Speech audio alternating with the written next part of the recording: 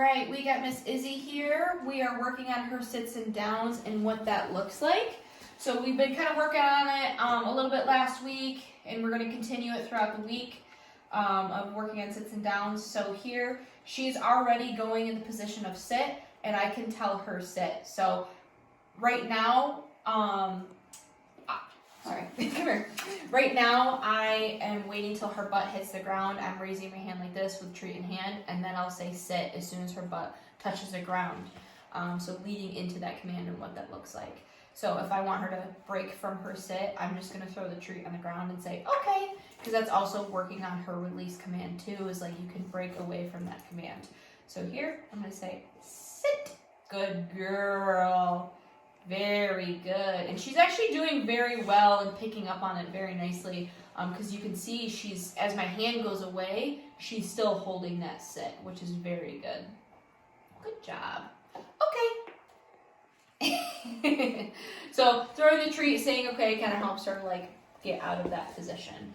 So what down it looks like right now, like we're still working on a little bit with luring, but I usually am starting to point my finger down like this, telling her down.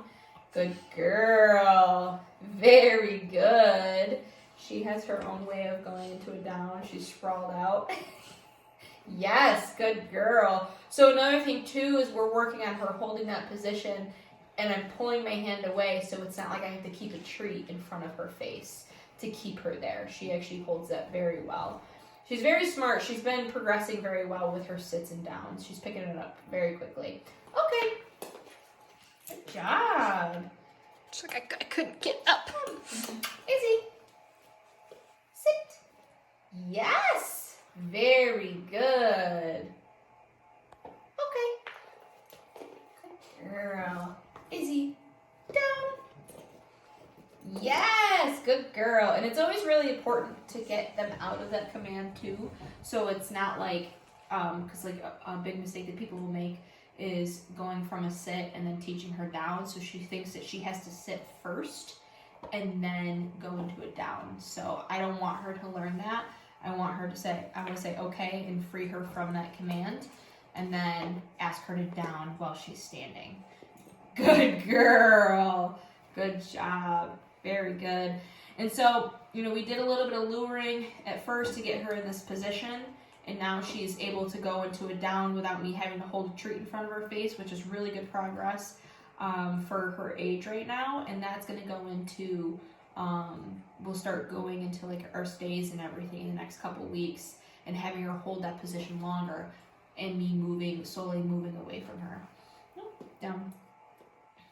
So I'm going to be a little more strict with her staying in that position until I release her. Okay.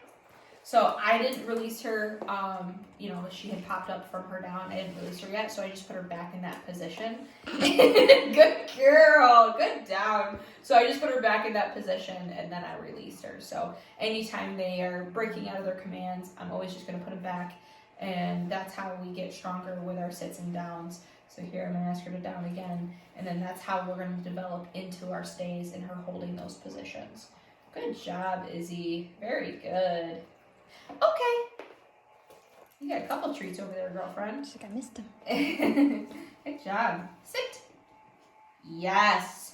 Very good. Very good. Okay.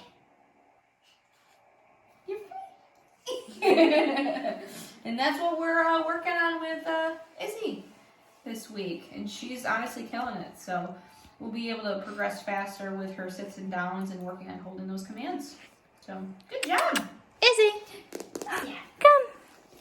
Good girl.